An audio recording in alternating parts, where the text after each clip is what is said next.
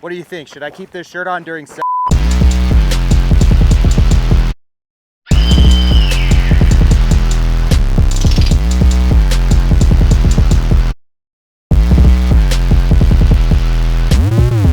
Welcome back, everybody. This is Dave, the Fanny Pack Operator. Before we get started, if you have ever intentionally dressed like a dork to throw people off on the whole vibe, go ahead and hit that subscribe button. Tell me the weirdest thing you've ever worn in the comments. Today, we're going to revisit a previous episode, one that is held near and dear to my heart, and that is fanny packs. Except this time, we're going to be talking a little bit more about like concealed carry with fanny packs. I know, hear me out. As the temperatures get higher, the shorts get shorter, and your concealed carry options kind of start to dwindle a little. And for that reason, the fanny pack just might be the most gray man, discreet way you could pack heat without anybody ever noticing. Because let's be honest, nobody ever expects to get vibe checked by a dork in a fanny pack. We're going to be talking about some pros and cons of wearing a fanny pack, what to look for when you're choosing a fanny pack, some safety considerations, and then how to do a draw and fire with a fanny pack. Something that you can practice so that you can get better, so that you too can pack in the fanny pack. But first, a little disclaimer, just real quick, some legal shit. We got to make sure everybody's up to speed and safe. Safety is paramount when handling firearms. This video is for informational purposes only and should not be taken as professional instruction. Always adhere to all local, state, and federal laws regarding firearm ownership, storage, and carry. Before attempting any of these techniques shown in this video, ensure that your firearm is unloaded and that you are in a safe environment. Practice with an unloaded firearm until you are completely comfortable with the movements. And if you're new to firearms or concealed carry, seek professional training from a certified instructor.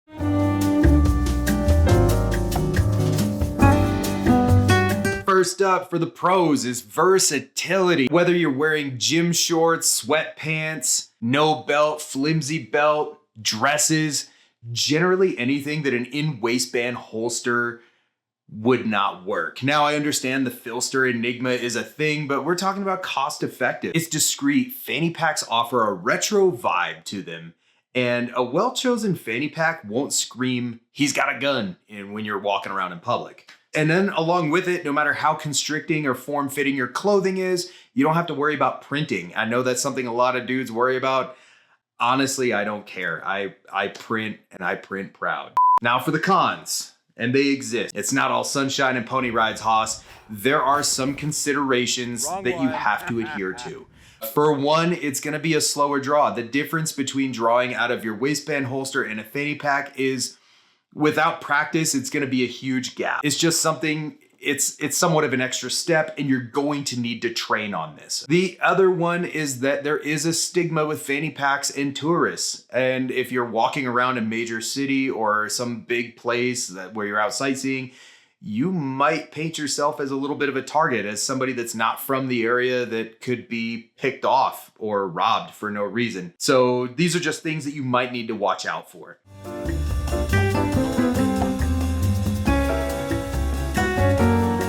Now, when we're talking about selecting the right fanny pack, one of the things I like to look for is retention. Some fanny packs do exist with little elastic bands in them to hold your pistol in place, and that's great. If you can find you one of those, go for it. I do notice that those tend to be a little bit more bulky, so keep in mind if you're trying to do the low profile fanny pack. I do personally carry one that fits my pistol just right. One of the other things I look for when selecting a fanny pack is good construction. You're looking for great stitching, something that can take on the daily wear and tear and abuse that you're gonna put your fanny pack through. You're looking for something that's a good fit for your gat. Oh my God, I cannot tell you how many times somebody thought that it'd be a great idea to try to rock a Glock 34 in a fanny pack and that some bitch don't fit. Don't be that guy. For me personally, I rock the Helicon Tex Possum, and it holds a Glock 19 with an optic and a light snug and doesn't rattle around in there and doesn't get caught on anything. Comfort. This one's the most important.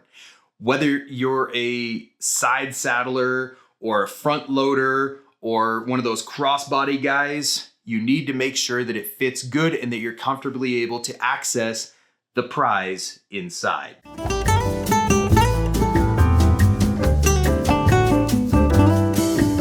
Safety. Now I need you all to listen because this is very important.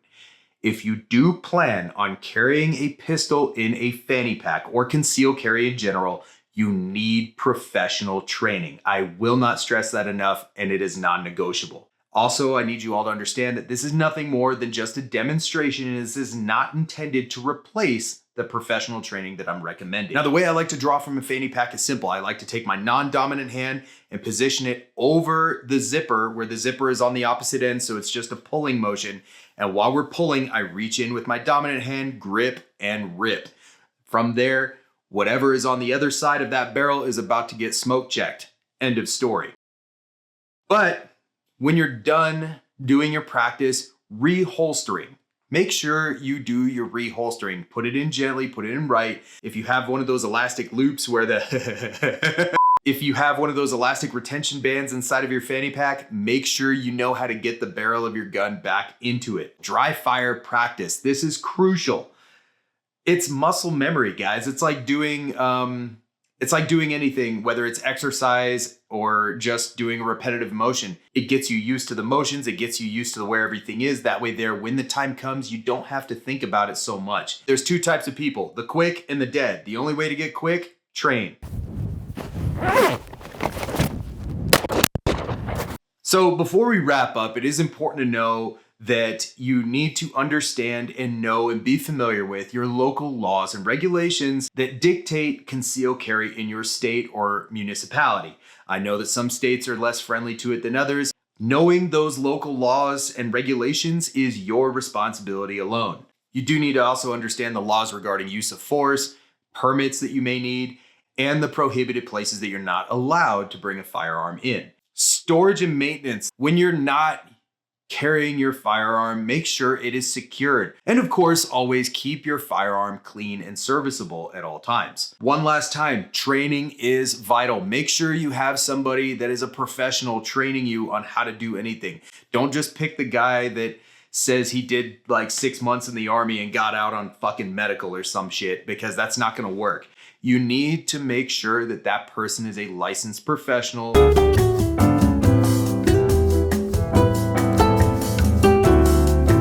In conclusion, the fanny pack carry is probably one of the most discreet and comfortable ways to carry a firearm for self-defense. But it does come with a lot of responsibility. It requires professional training and practice. And of course, the knowledge of your local laws. And tell me what you're using in the comments below. I would like to hear it, and I think others would too, because we're all different, but we're all part of the same puzzle. Just try to be a corner piece, everybody. And in the meantime, stay safe and have an awesome day. This is like a super viable carry option as long as you don't have a SIG 320.